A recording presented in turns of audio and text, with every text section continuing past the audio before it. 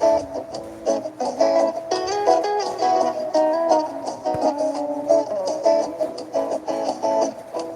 come to lift you up. We come to give you praise, Yahuwah, Yahuwah. Almighty El Shaddai, the true King of our lives, Yahusha, Yahusha. You are the great high priest, and we worship you. You are the King of kings, and we worship you. You are the Prince of Peace, and we worship you. Yes, we worship you. All of our days will sing, praise your name, praise your name. All of our days will dance, praise your name, praise your name, praise your name. Yahuwah, we praise your name. You are the great high priest, and we worship you. You are the King of kings, and we worship you. You are the Prince of Peace, and we worship you. Yes, we worship you.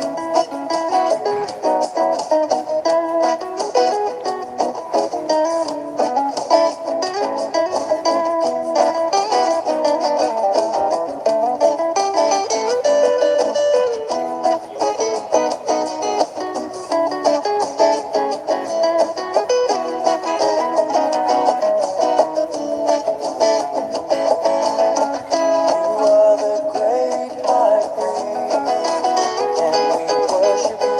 You are the King of kings, and we worship you. You are the Prince of Peace, and we worship you. Yes, we worship you.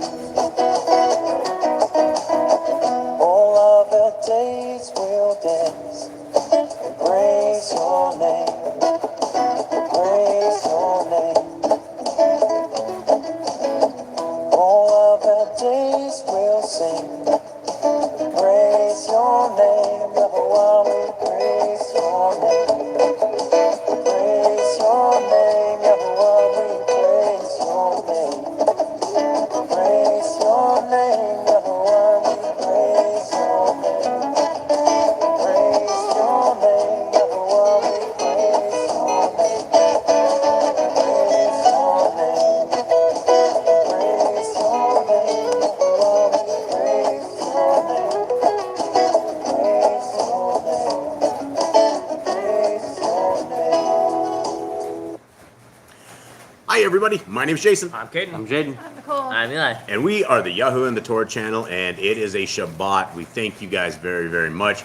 Our little family here, we love you guys very, very much. It is a blessed reunion. It is a great day. It is a Shabbat. It is a day of rest, and thank you guys very, very much for joining us. Mr. Cade, will you open us in prayer, please? First name, Father, I thank you for this day, and I thank you for this Shabbat, and I thank you for bringing us all together as a family, bringing us together in unity with you on our minds, with you as united in our hearts. I ask that you bless this day, that you bless this reading, that it is sanctified by you, that we find what we are supposed to be finding, that what we say comes from you, that nothing else besides what you want us to say comes from our mouth. I thank you for this day, and I ask that people here around us are blessed. I ask that you bless this family, that you bless everyone around us. Thank you for this day in your precious name. Amen. Amen. All right. Yeah, so before we get too far into this, let's talk a little bit as a family. Let's talk a little bit about, well, first of all, we have to apologize because we have 10 alligators with fur that are commonly called pit bulls, and they are somewhat distractive, and they are somewhat destructive as well. But they always make noise, and so when you guys hear the barks and us like having to like beat the dogs, trying to keep them quiet, please we apologize now for that as well.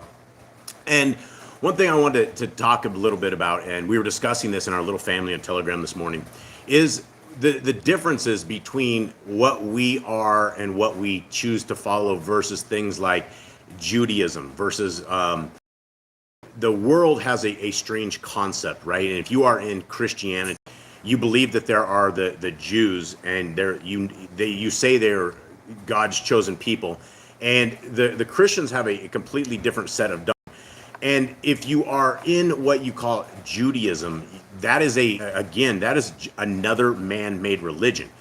Judaism is not a religion of our Creator. It is add-ons to it.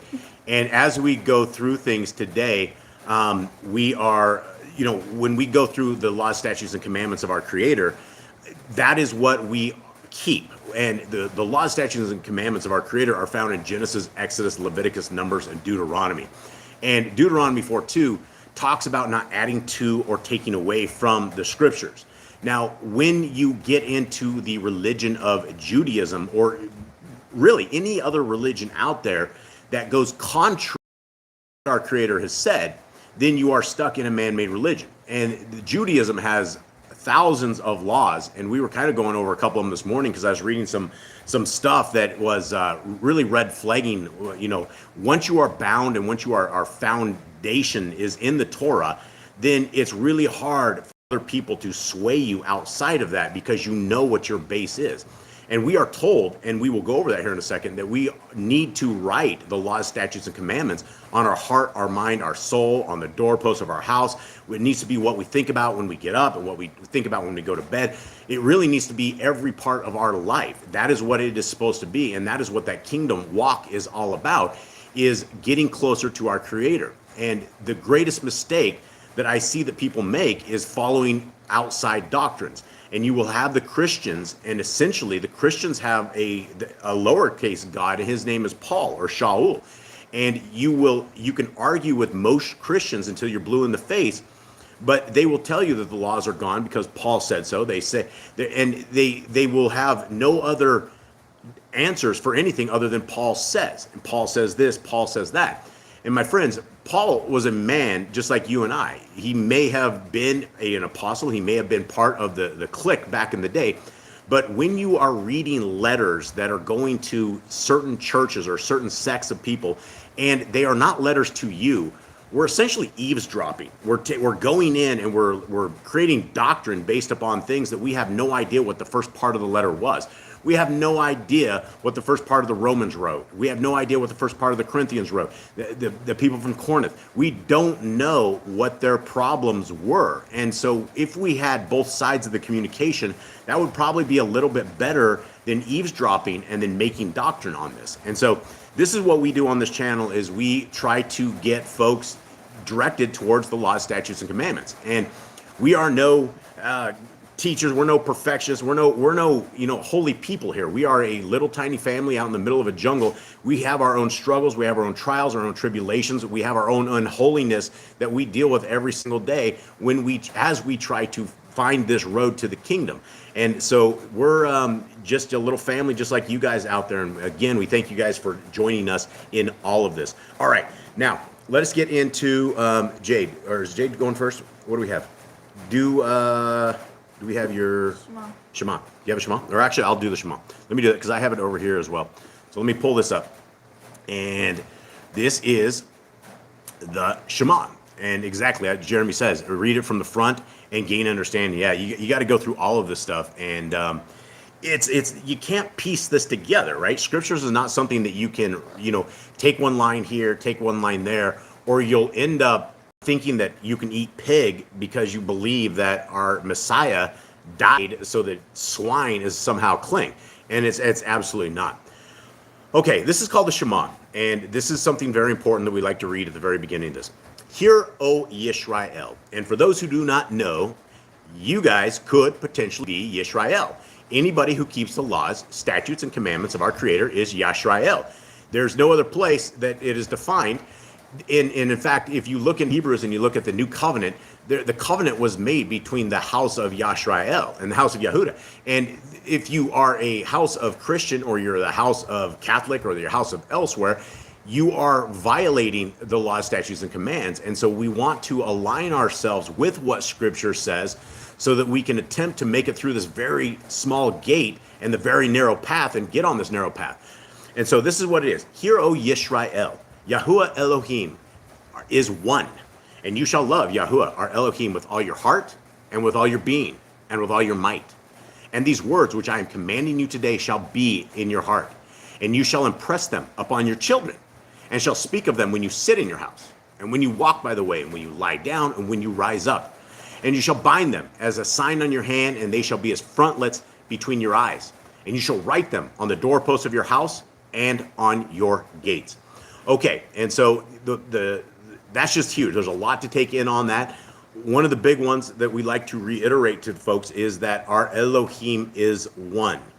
When it means he's one, it doesn't mean he's two, right? It didn't, right out of the gate, we didn't just learn that he's two or he's not, he's not a trinity. The entire trinity section of this is another scam that has been provided to us by a group of lawless people who don't know who the deity of our creator is. They have forgotten, or they don't read, and so they don't know, and then they will tell you that is a 3-in-1. And that is a problem, because you will have prayers going up when people are praying to who you guys would call Jesus the Christ, and there were no J's in Hebrew. So when you're praying to Yahushua, which is his name, or Yeshua, that is, where do those prayers go, right? And for the Catholics that will pray to Mary and to Peter and to everybody else, where do those prayers go? They're falling on deaf ears. And so if you want your prayers heard, we need to pray to our Elohim Most High, and that is how Messiah as well, our Father who art in heaven, right? That kind of way. All right, so Mystical, who do we have in the chat room that we would like to say hello to? We have Brother Glenn, we have Jeremy with Cover to Cover, Zachariah Z, Rhiannon, Bobby Z, Chris, CA, which is Rhiannon's mom, Hi, Rhiannon's mom. Joanna, and I think that's everybody. All right, that is plenty, and we thank you guys very, very much. This is a truly a loved family. We love you guys very, very much. And I did get a message from the Grand this morning to tell everybody Shabbat Shalom. Then the Grand is hopefully going to be coming on soon, and she's our adopted grandma, and she could be everyone's adopted grandma. She loves everybody, and so she's part of this family, and we truly love her on here. And I can't wait to see her. And I'd like to say hi to Carla and Joey. I know they watch in the future, and their family as well. And for anyone in the future joining in this, we love you guys very, very much. And Dreg just popped on. And Dreg's in here. Much love to you, brother, as well. So much love to everybody in there. Thank you guys very, very much. All right. Now, what we're going to do is what they did across every Shabbat. Well, not every Shabbat, but the times that they weren't in captivity and they should have been in it, is they went over the laws, statutes, and commandments of our Creator. And did you say hi to Joanna? Yeah. Okay, I didn't know if she just popped in there. And when we are going over the laws, statutes, and commandments of our Creator, as they did back in the days, this is how we can write them up on our heart, mind, and soul. And it's like muscle memory. Once you do things enough, or once you hear them enough, pretty soon, once you're out and about and the devil wants you to do something, and all of a sudden you're like, you know what? I'm about to violate the laws, statutes, and commandments of our Creator. I am about to break the heart of the Creator who loves me so much that he gave his son's life for me, that I probably shouldn't do that. And unless you know these laws, statutes, and commandments, you won't know how to defend yourself against the wiles of the evils that are out there. All right, so let's begin. And the very first law, statute, and commandment that we have is be fruitful. Number 2, multiply. Replenish the earth. Subdue it. Have dominion over the fish, fowl, and every living creature. And before I go too much further, that sound, that is our roof. We live out in the middle of a jungle. The environment is our enemy, kind of. And we don't have any ceilings or anything of the sort. We just have a tin roof. And so the roof makes a ton of noise, and it's just more of those distractions. So hopefully it sounds like a cool sound machine, and you guys are cool with it. Number 4, subdue it. Have dominion over the fish, fowl, and every living thing. The earth bearing and every tree is for food. Man and woman should build their own families. Master sin. Every clean moving thing that lives shall be food for you. Do not eat the blood. Walk before me and be perfect. Guard Yahuwah's covenant, laws, statutes, and commandments. Over 53 times, my friends, we are told that we need to guard these, and we need to guard them like we are kung fu masters, and we need to make sure that they cannot be violated and that we will not violate them. Every male shall be circumcised at 8 days old. Teach your children the commands and guard the way of Yahuwah. Remember Yahuwah's name for all generations. Keep the Passover, Pesach. Keep the feast of unleavened bread, matzah. There's one Torah for the stranger and the Ephraim. Sanctify all firstborn to Yahuwah. There are no mighty ones for Yahuwah. You shall not make graven images. Do not bring Yahuwah's name to naught. Keep the Shabbat. Honor your parents. Do not kill. Do not break wedlock. Do not steal. Do not make false accusations. Do not covet anything of your neighbors. Do not make an altar from a tool that. No, do not- not make an altar from rock that a tool has touched. Do not go up the altar by the steps. If a man steals cattle, he shall destroy it 5 times. Yahuwah's laws for criminals. Do not lie with. No sacrifice to other gods. Do not oppress a stranger, fatherless, or widow. Do not charge your brother interest. If you borrow your neighbor's raiment, return it to him before sunset. Do not curse the ruler of your people. Do not eat what is torn up by any beast. No false reports. Do not follow a multitude of evil. Do not righteously against the poor. Bring back your enemy's cattle if you find it going astray. Help the animals of your enemy. Stay away from rumors and gossipers. Take no bribes. Do not oppress the stranger. Love the stranger. Give your land rest in the 7th year. Do not mention any pagan names. Keep the feasts of Yahuwah. Do not cook your goat in his mother's milk. Obey the messenger Yahuwah sends before you. Do not bow down to other Elohim. Serve Yahuwah. Make no covenant with other Elohim or outsiders of the land. Do not make or use anointing oil on a normal person. Do not make or use perfume on a normal person. Do not eat the fat. Do what you say you're going to do. Return what is your neighbor's. Obey Yahuwah's dietary laws. Women's time of separation. Obey Yahuwah's hygiene laws. Keep the Day of Atonement, Yom Kippurim. Do not uncover the nakedness of your family. Do not take your woman's sister for wife. Do not lie with a woman her uncleanness.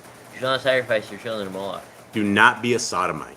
Be holy. Do not reap the corners of your field, or you shall not glean your vineyard. Do not deal falsely or defraud your neighbor. Do not lie or be a liar. Pay your workers for the day's wage they are due. Do not harm the disabled.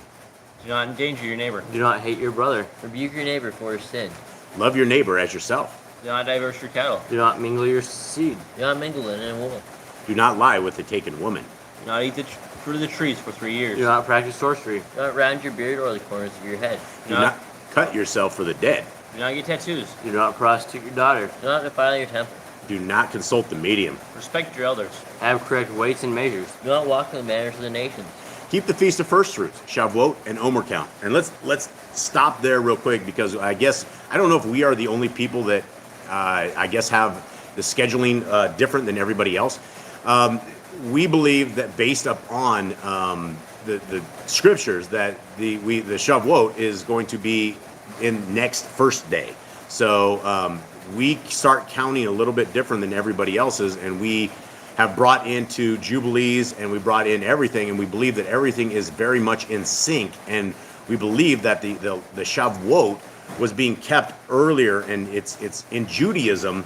That was where they started keeping the high. Basically, they took the second high Shabbat, and they started doing a count while they were basically still within the Feast of Matzah. And so I haven't done anything on it. We've been so busy reading scriptures, trying to get this Bible project done, that we haven't done videos on it, which we probably should. But as far as Shavuot, we are keeping it next to first day, which we believe it is. But again, we're not going to argue with everybody, because it seems as everybody has different calendars, and I don't know so much as if those who are attempting to keep the calendars are going to be, passed on kind of judgment. The fact that we are trying to be obedient to our Creator in what we believe is the correct way to do it is what I believe the obedience is going to be counted for us as is. Okay. And it should be around the middle of the 3rd month is what we've read. Yeah, and if you can't hear that, Mystical's real quiet over there, but it should be in the middle of the 3rd month. Okay, so the next one, keep the Feast of Trumpets, Yom Teruah. Keep the feast of Kot, Shemini Atzeret. If you blaspheme the name of Yahuwah, you shall be put to death. If you kill your neighbor's animal, you must give him another. Repay injury for injury. Honor the Jubilee year. Confess your sins to Yahuwah and repay who you have trespassed against. The Torah of being a Nazir. Wears easy on the 4 corners of your garments. The law of whoever touches a corpse. Follow Yahuwah's law of inheritance. Torah of keeping your oath to Yahuwah. Do not add or take away from the word. Guard your soul. Learn to fear Yahuwah. Let's go back real quick to guard your soul. That is a commandment in of itself, and that's what I tell people. The only thing that we're going to be able to take out of this life is our soul. We will become a pile of dust. We will get worm eaten. We will have nothing left, right? There's nothing that we can take with us. We can't take money. We can't take pleasure. We can't take our houses or cars or anything of the sort. There's nothing we can take, but we must protect our soul at all costs. And if we are living contrary to Genesis, Exodus, Leviticus, Numbers, and Deuteronomy, that is the opposite of protecting our soul. And so protecting our soul means that we start caring about what our Creator cares about, because He's the one who gave us our soul. He's the one that looked at us prior to us ever being born. He developed us. He made us. He made us in a beautiful fashion. He knows all the numbers of hairs on your head. He is the greatest creator and the greatest designer ever. And it is by His awesomeness that we are living today. It is by His awesomeness that we have breath. It is by His awesomeness that you and I and all of us are sitting here together, that we're discussing this and talking about how awesome our Creator is. And so when we want to guard our soul, that means we have to get in covenant with Him. And the only way there is covenant is by keeping His commandments. And what you're reading right now is the commandments, right? This is what we're supposed to be doing, and this is how we guard our soul. All right. And yeah, Jeremy says, yeah, calendar should not be what we're arguing about, right? There, you can read in the book of all the books. Everybody from the back in the days had these problems. If we think that we are the only people that are out there right now that can't figure out these calendars exactly right, we're not alone, right? It's been happening for thousands of years, and so we will get a Messiah, and we will have our King, and He will tell us, and we're all going to go and sit there, and we're probably going to go, oh man, dang, we missed that one. Oh, okay, we get it, and it's going to all make sense. But we don't have that leadership right now, and it is Satan's world right here, and it is, he's hidden all of this from us. And the fact that we are attempting to keep His festivals, keep His feasts, that is what obedience is. And if we are judged for that, which I do not believe we will be, then it will be what it is. But at least we are giving it the old college run, and that is what this is all about. Yeah, and so none of us have it. Yeah, completely right. Absolutely. Yeah, and I don't think any of us have it all right. There's a lot of feasts, there's a lot of festivals there, and there's particulars within these things that a lot of us don't have any idea. We weren't part of the Levites. We didn't have priests. We don't know exactly what a day of theirs consisted of. And so we only have what we are able to read, what we're able to discern, and what the Ruach HaKodesh is able to deliver to us. All right, learn to fear Yahuwah.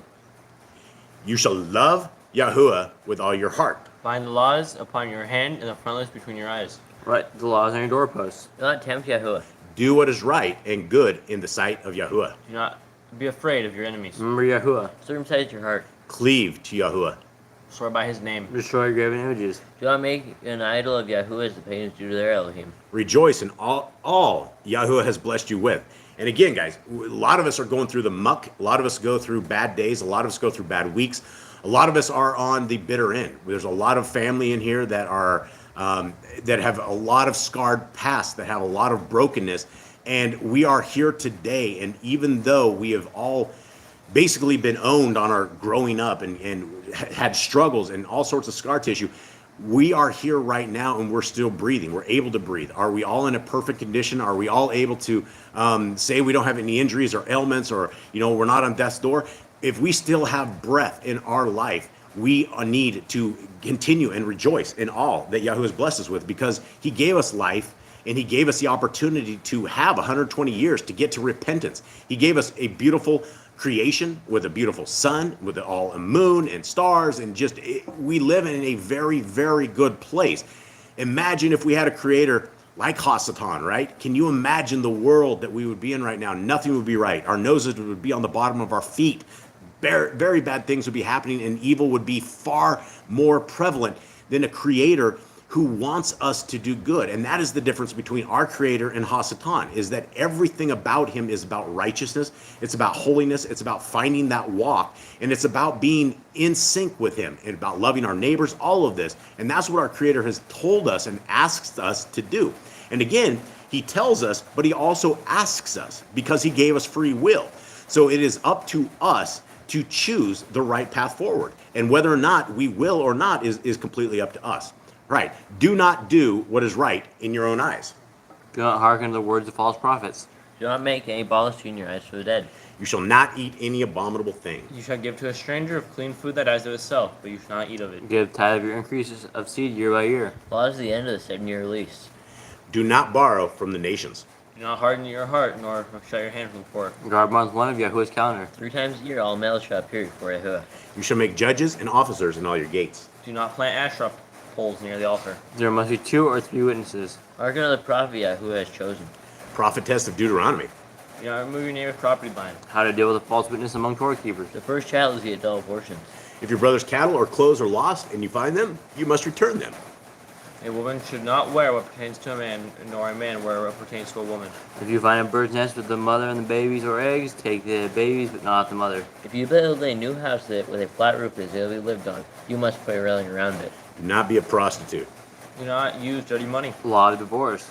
Do not take a person's millstone for a pledge. If you lend to your brother, do not enter his house to get your payment. He must bring it to you. Return his clothing before sunset, if that was his pledge. Do not oppress a hired servant, that is poor and needy.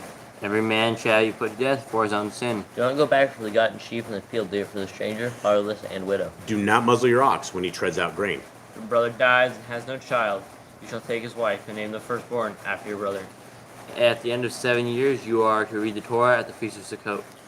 All right, folks. So that is, the Boss Clan, we went over these, I think it was about a year or so ago, a couple of years ago. We decided that we had read the so-called 613 laws that we are provided by the Jews. And when we started reading those, they didn't make a tremendous amount of sense. There was a lot of repeats. There was things that didn't make any kind of sense at all when you read them to that fashion. And so when you're looking at the laws of our Creator, a lot of people, the first thing they go is like, oh, 613, that's a lot. Even if there was 613, it's not really a lot, because when you look at these, you will see that they are completely, Eli's foobar in this entire setup here. You will see that they're very easy to do. And when you are able to keep these laws, and the laws are super simple, right? Don't eat the blood, right? So how would you violate that? Well, you would have a steak that was rare, right? And, back in the day, I remember my dad was always ordering steak. He ordered it so bloody that if there was a little help, it could recover, right? And they would come and the things would just be lashed up in blood. Those are the things we wouldn't want to do. What about, not providing help to those who need it? Everything that our Creator has given to us and can be wrapped up in two of the greatest commandments, right? Number one is to love our Elohim with all our heart, mind, and soul, and to love our neighbor as ourself. And if you really did have only two commandments, and those two commandments existed like that, then if you wanted to please our Creator, then you would want to do what He says to do. But there aren't two commandments. There are about 150, and then you could probably get 160, 170 out of them. But when you deal with Judaism and these other religions, you're dealing with thousands of commandments, and that is not correct. And even in Judaism, just to have a Shabbat, there's hundreds of different commands, things that you have to do and things you don't have to do, and that is doctrines of men, and we are told to rest. And that is what our Shabbat should be. It should be rest. All right. So with that, Mr. Cole, do you have anything going on in there? Jeremy just says there's thousands of laws in Babylon, and they don't say that about Babylon laws. It's excuses they use. Yeah, absolutely. Yeah, and in North America, you could simply get arrested for walking across the street without going through a crosswalk. That is literally jaywalking, and I've seen where people are arrested for that, and the laws of our Creator aren't anything like that, right? There's no such thing. There's no minuscule laws that don't mean anything. Everything has a place. Everything has a purpose. And the purpose is for your life, that you can guide your life by them and guide your family's lives by them as well. All right. I think we're good with that. We are heading into Genesis 40, and we are going to read this, and then we are also going to read the book of Joseph, which is the testament of him, and finish that up, I think, today. So we will begin, and Mr. Cole, I turned the chat off here, so if anything interesting happens, please let us know, and let's discuss this. Okay, this is Bereshith 40. For those who have never heard this before, which there are quite a few of you that come along later on, and we thank you guys very much for hanging out with us and listening if you made it this far. And the bottom is called the Yah Scriptures. It's formerly the Hallelujah Scriptures. It will be available soon in another format, and it will be the same kind of stuff. Actually, the editing will be a little bit better. And the top part is called the Targums, and it is yet another translation. Some people hate the Targums, some people don't. What we are doing and why it's probably good to read with the Yahoo and the Torah channel is because that is what our focus is in the law, statutes, and commands of our Creator, as well as the faith of Messiah Yahushua. But that's what we're trying to dial in. And so when we see things that are funky in the Targums, that's where we want to discuss this. We want to talk about this because we don't want to violate Deuteronomy 4:2 in any way, shape, or form. And so we have to be very careful on this. And so here we go. Genesis 40. And after these events, it came to be that the cupbearer and the baker of the sovereign of Mitzrayim sinned against their master, the sovereign of Mitzrayim. And Pharaoh was wroth with his two officers, the chief cupbearer and the chief baker. So he put them in confinement in the house of the captain and the guard, in prison, the place where Joseph was a prisoner. And the captain of the guard put Joseph in charge of them, and he served them. So they were in confinement for some time. Then the cupbearer and the baker of the sovereign of Mitzrayim, who were confined in the prison, dreamed a dream, both of them, each man's dream in one night, and each man's dream with his own interpretation. And Joseph came in to them. Wow, this is like owning me. Sorry, guys. Go and say. 6. I let it go up, and it just flies up, so I'm not sure what's up. And Joseph came into them in the morning, and I looked at them and saw they were sad. There's a typo in this. And looked at them and saw that they were sad. There's an extra I in that. So we haven't actually made it to Deuteronomy proofreading. So 7. And he asked Pharaoh's officers who were with him in confinement of his house, master's house, saying, "Why do you look so sad today?" And they said to him, "We each have dreamed a dream, and there is no one to interpret it." And Joseph said to them, "Do not interpretations belong to Elohim? Relate them to me, please." So the chief cupbearer related his dream to Joseph and said to him, "See, in my dream, a vine was before me, and in the vine were 3 branches, and it was as though it budded. Its blossoms shot forth, and its clusters brought forth ripe grapes. And Pharaoh's cup was in my hand. So I took the grapes and pressed them into Pharaoh's cup, and placed the cup in Pharaoh's hand." And Joseph said to him, "This is the interpretation of it. The 3 branches are 3 days. Yet within 3 days, Pharaoh is going to lift up your head and restore you to your place. And you shall put Pharaoh's cup in his hand, according to the former ruling, when you were his cupbearer. But remember me when it is well with you, and please show kindness to me, and mention me to Pharaoh, and get me out of this house. For truly I was stolen away from the land of the Ephraim, and also I have done naught that they should put me into the dungeon."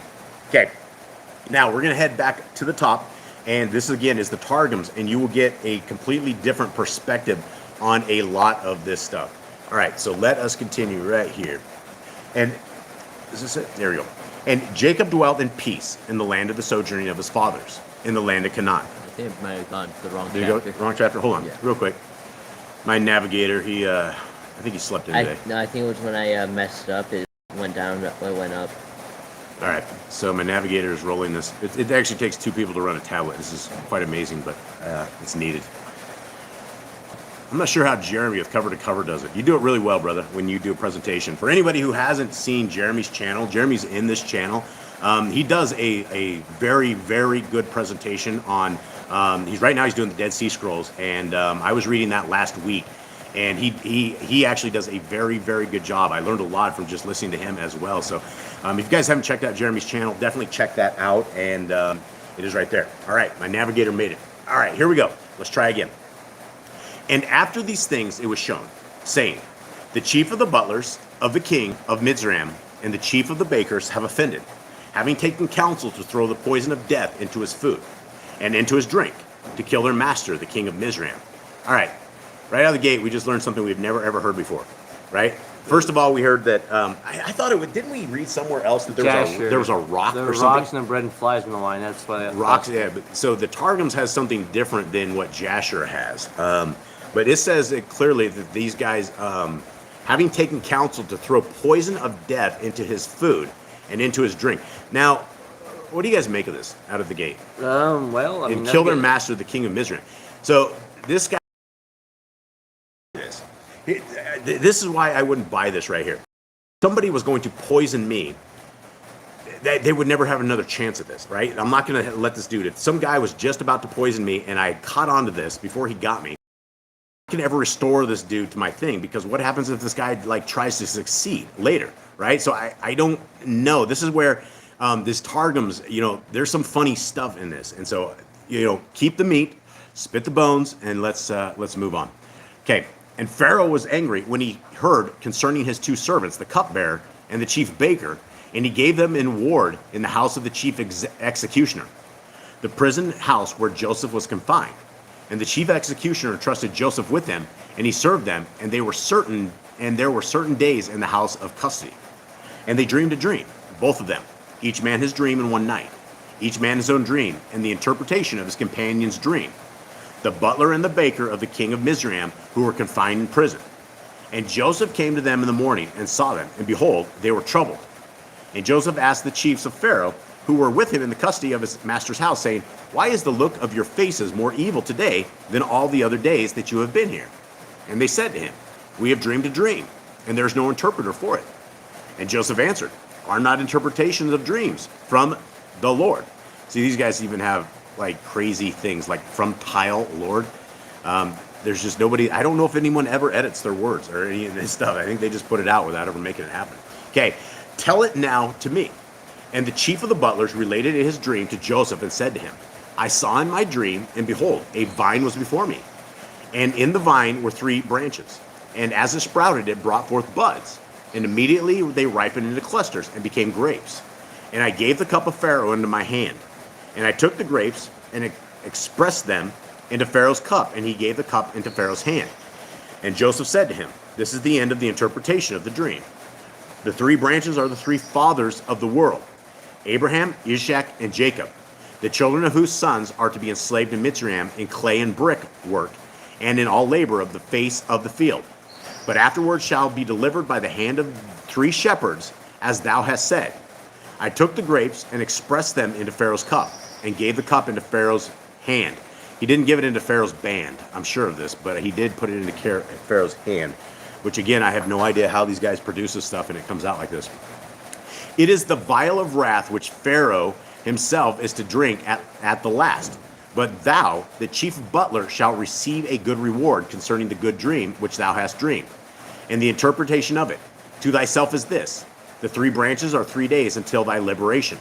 At the end of 3 days the memory of thee will come before Pharaoh, and he will lift up thy head with honor, and restore thee to thy service, and thou wilt give the cup of Pharaoh into his hand, according to thy former custom in pouring out for him. And again, I'm gonna have to say that if some dude had poisoned, I don't think there's a man alive who's gonna restore the guy that poisoned him. You know, once they do something of that nature, they can't be trusted. Flies seemed like poison in the eyes of Pharaoh. Yeah, and flies or something. Maybe he didn't know. But yeah, wasn't Jasher, or the book of Jasher, that talks about the is it Jasher? Yeah. Yeah.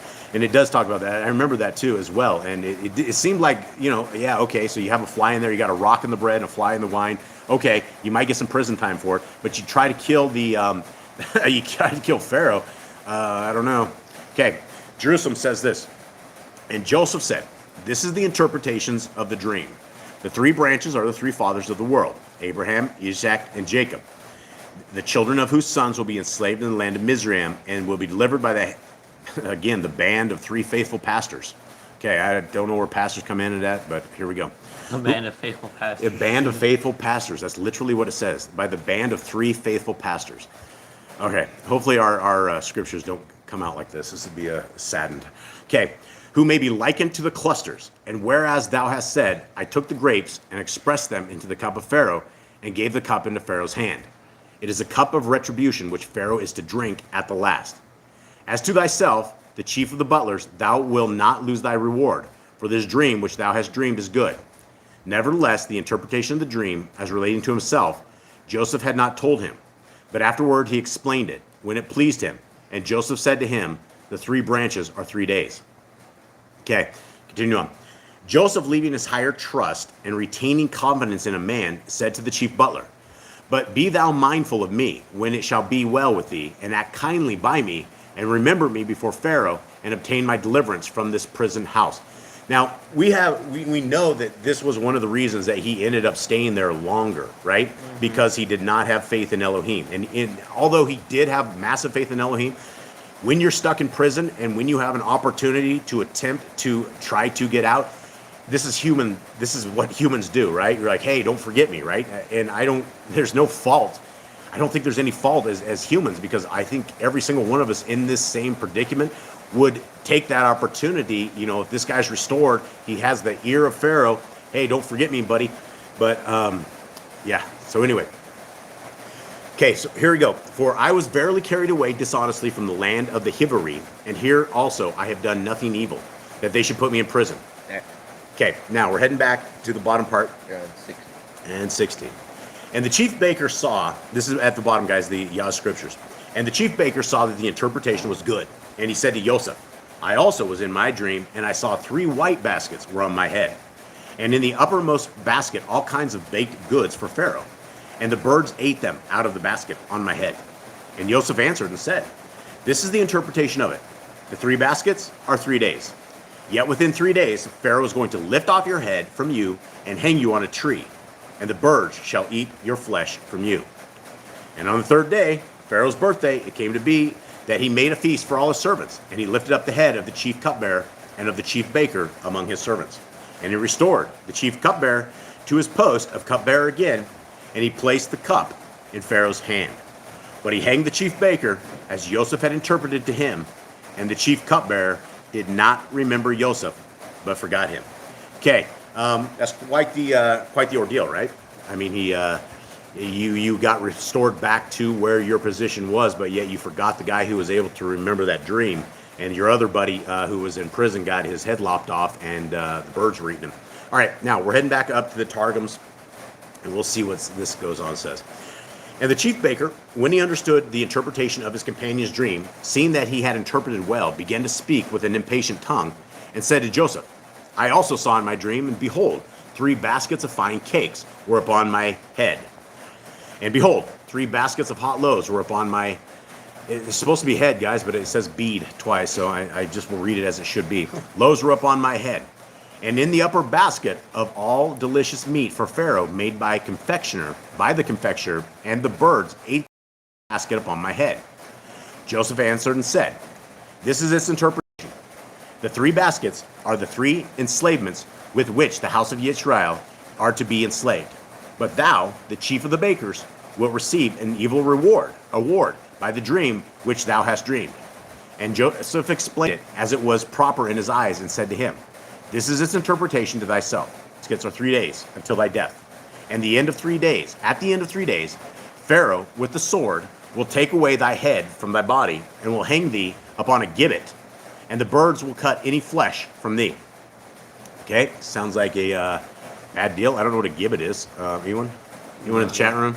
If you guys know what a gibbet is, let me know. I'm curious. Okay, and the Jerusalem Post says this. And he said to him, the 3 baskets are the 3 heavy enslavements, which are to happen to the house of Israel in the land of Mizraim, in clay and in bricks and in all work on the face of the field. It will be that Pharaoh kin of Mizraim will decree evil decrees against Israel and throw their children into the river. Nevertheless, Pharaoh will perish, and his host be destroyed. But the sons of Israel will go forth, redeemed with uncovered head, and thou, the chief of the bakers, will receive punishment. For this dream which thou hast dreamed is evil. But the interpretation of the dream Joseph did not at once make known to him, but afterwards Joseph expounded on it, when it pleased him. And Joseph said to him, this is the interpretation of the dream. The 3 baskets are 3 days. And it was on the 3rd day, the nativity of Pharaoh, that he made a feast to all his servants, and he lifted up the head of the chief butler and the head of the chief baker in the midst of his servants, and he restored the chief butler to his butlership, because he found he had not been in that council. And he gave the cup into Pharaoh's hand, but the chief baker he hanged, because he had not taken counsel to kill him, even as Joseph had expounded to them. All right, so there it is. But the chief baker he hanged, because he had not taken counsel to kill him. I don't even know what that means. Because he had taken counsel to kill him. And it was the butler that had not. The butler that had not. Yeah, I don't know. What do you got, Mr. Cole? Okay, a couple things. All right. Bobby Z. Chris says perhaps both the baker and the cupbearer were under suspicion for trying to poison Pharaoh.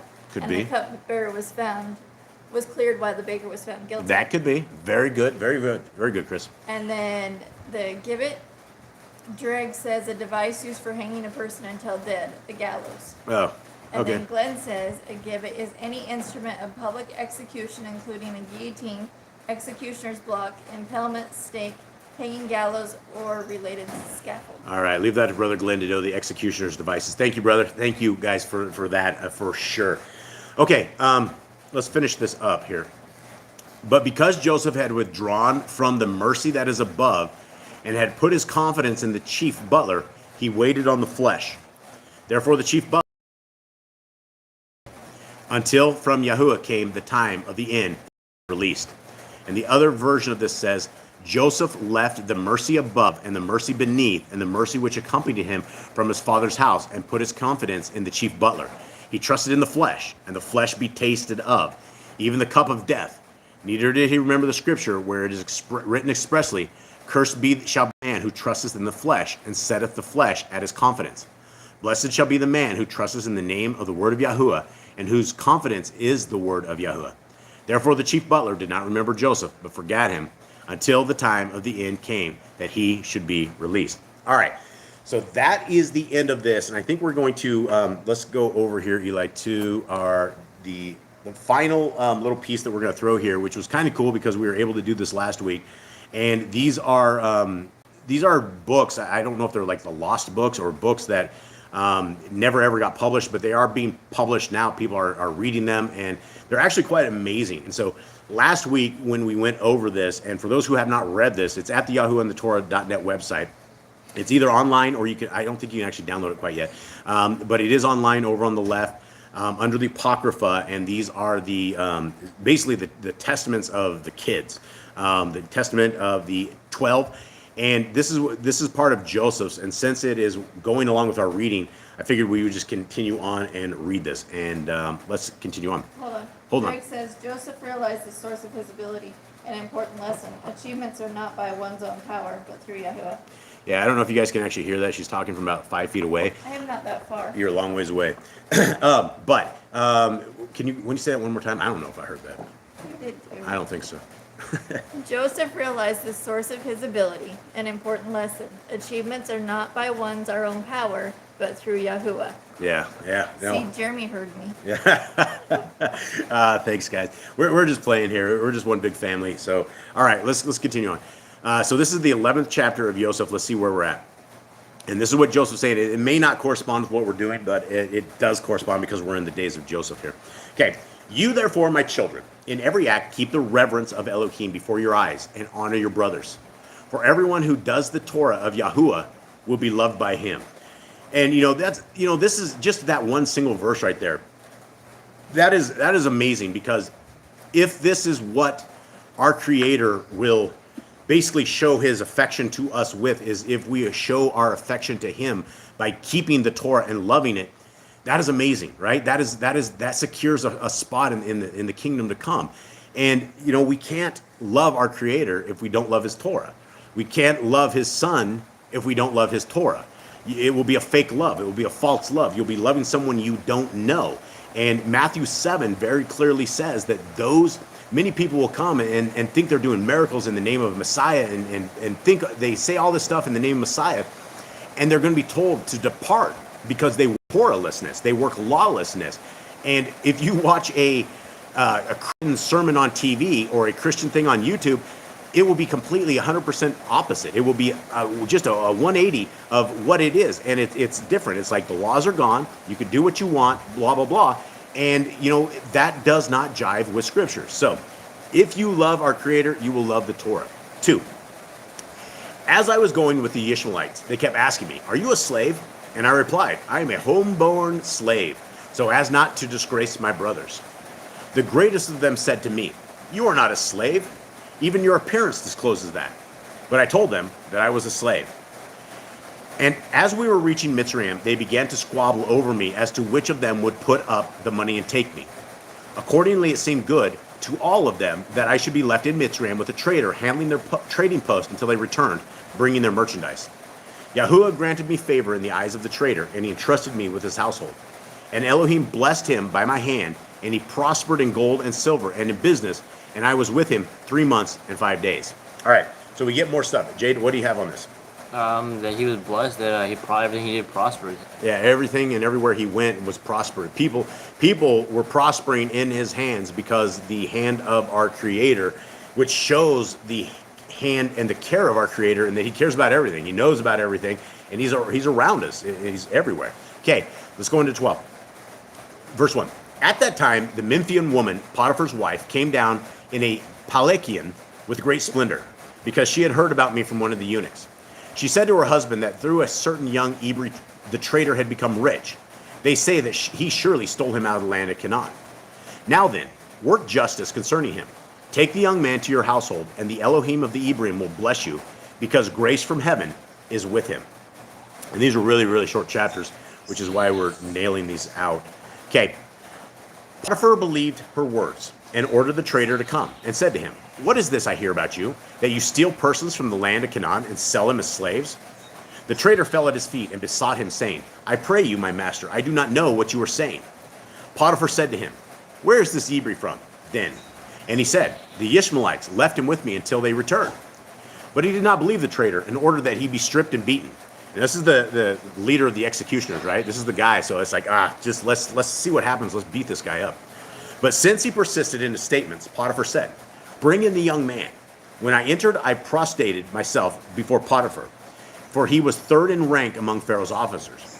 And taking me aside from the trader, he said to me, "Are you a slave or a free man?" I said to him, "A slave." He said, "Of whom?" I replied, "Of the Ishmaelites." He said, "How did you become a slave?" And I said, "They bought me out of the land of Canaan." But he said to me, "You are lying." And immediately he ordered that I also be stripped and whipped. All right. That's the way the execution works. All right, this guy's lying. Beat him up. Okay. 14. The Memphian woman was watching through the doors as they beat me, for her residence was nearby. So she sent a message to him.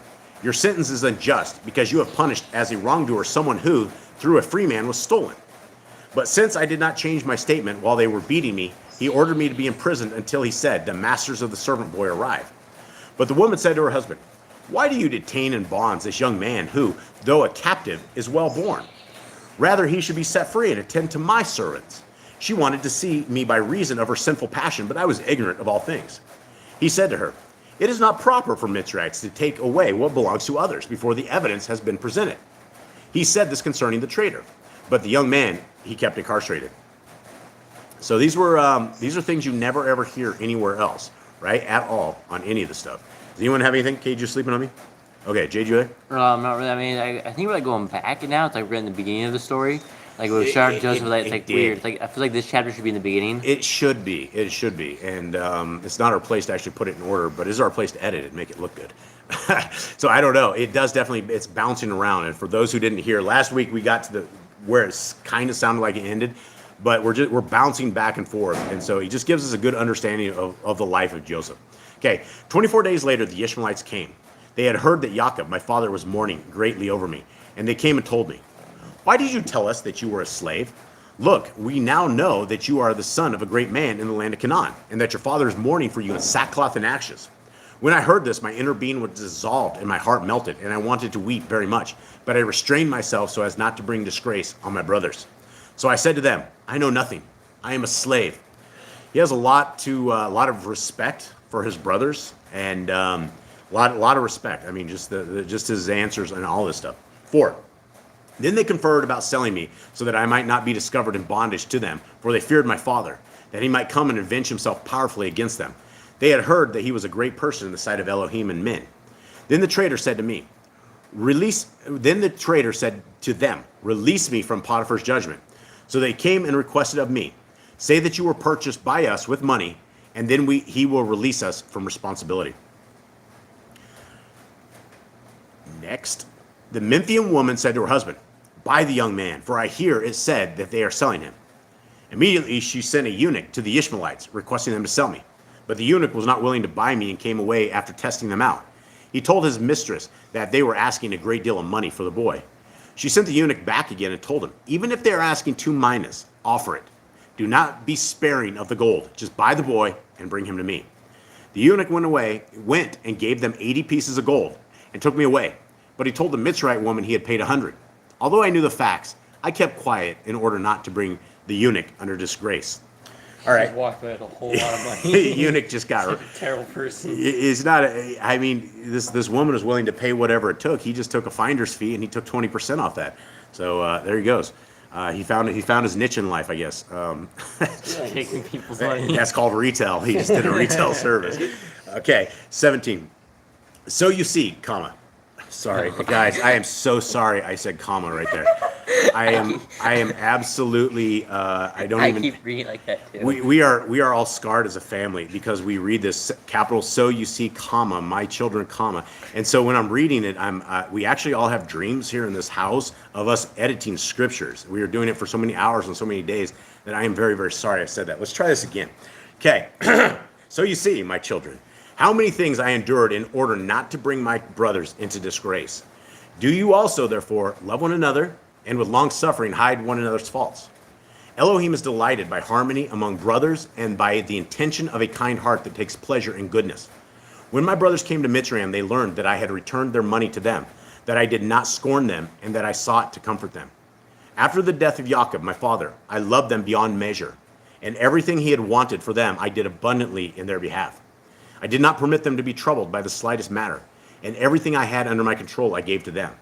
Their sons were mine, and mine were as their servants. Their life was as my life, and every pain of theirs was my pain. Every ailment of theirs was my sickness. Their wish was my wish. I did not exalt myself above them arrogantly because of my worldly position of glory, but I was among them as one of the least.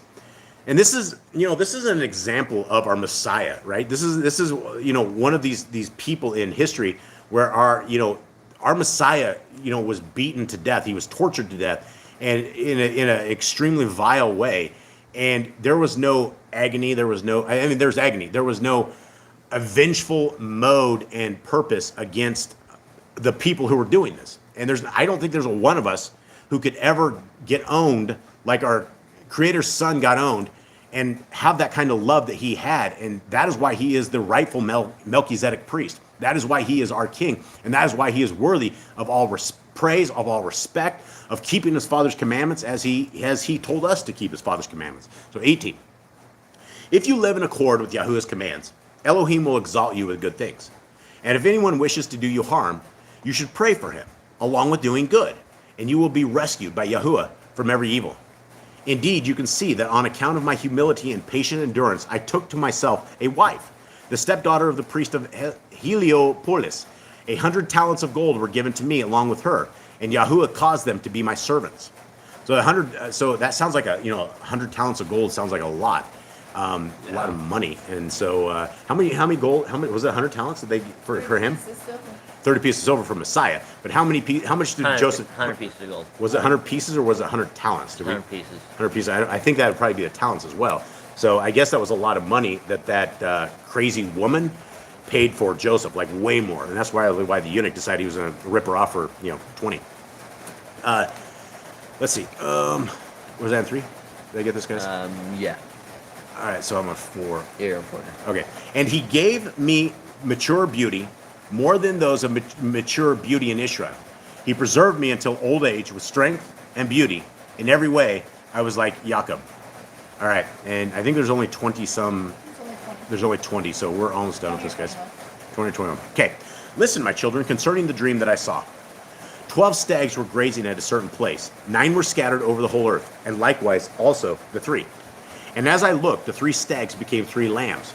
They cried out to Yahuwah, and Yahuwah led them into a fertile, well-watered place. He led them out of darkness into the light. And there they cried out to Yahuwah until the 9 stags were gathered to him, and they all became like 12 sheep. After a short time, they multiplied and became many herds. Later, as I was looking, 12 bulls were nursing from one cow who furnished a sea of milk. The 12 herds and the innumerable herds drank from it, and the horns of the 4th bull ascended to the Shamayim and became a rampart for the herds. And from between the 2 horns there sprouted forth yet another horn. And I saw a heifer which surrounded them 12 times, and which became to perfection to aid to the bulls. And I saw in the midst of the horns a certain young maiden wearing a multicolored stove. From her came forth a lamb. Rushing from the left were all sorts of wild animals and reptiles, and the lamb conquered them. Because of him, the bull rejoiced, and the cow and the stags were also glad with them. These things must take place in their appropriate time. And you, my children, honor Levi, and Yehudah, because from them shall arise the salvation of Yisrael. For my kingdom shall have an end among you, like an orchard guard who disappears after the summer. And I think this is it. This is it. Yep. So this is the final chapter of Yosef. For those who are still with us, much love to you guys. Okay. For I know that after my death, the Mitzrayites will oppress you. But Elohim will work vengeance on your behalf and will lead you into the promises made to your father. You shall carry my bones along with you. For when you are taking my bones up there, Yahuwah will be with you, will be with you in the light, while Baaler, Satan, will be with the Mitzrayites in the dark. Take Aseneth, your mother, and bury her by the hippodrome, I don't know what that is, hippodrome, near Rachel, your grandmother. And when he had said this, he stretched out his feet and fell into a beautiful sleep. And all Israel and all Mitzrayim mourned with great lamentation. And at the departure of the sons of Yisrael from Mitzrayim, they took along Joseph's bones and buried him in Hebron with his fathers. The life of his years were 110. All right, well, that does it for us here. Do we still have anyone left? Did we pass out everybody? No, but Okay. Marina showed up. Hey, Marina's in here. Hey, much love, dear sis. All right, so you get your song ready, Jade? Listen. Yep, A hippodrome is a theater. Hippodrome's a theater? That's what Chris says. The theater, okay. Band of the Faithful Pastors, the Hippodrome. The band of the faithful pastors and the hippodrome. Okay, so here we go, everybody. Jade, go ahead and read this Aaronic blessing. And Yahuwah spoke unto Moshe, saying, Speak unto Aaron and unto his sons, saying, On this wise you shall bless the children of Israel, saying unto them, Yahuwah bless you and guard you. Yahuwah make his face shine upon you and be gracious unto you. Yahuwah lift up his countenance upon you and give you peace. And they shall put my name upon the children of Israel, and I will bless them. Okay. All right, everybody. We love you guys very, very much. We thank you guys very, very much for being part of this family, for being lovers of Yah, right? This is what we are. We are all lovers of Yah, lovers of Yahushua. And, one day I hope to high five all of you guys in the kingdom to come. All right, Eli, nail it out of here. Let's go with this one. All right. Much love, everyone.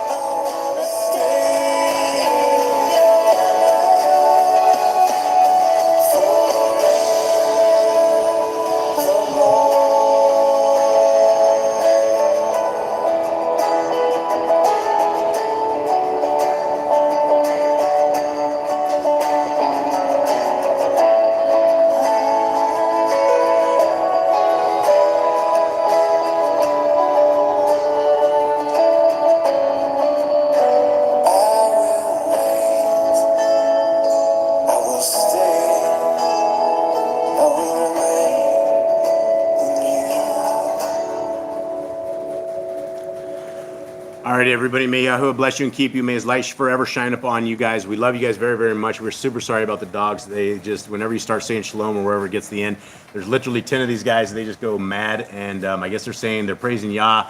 And we love you guys very, very much. So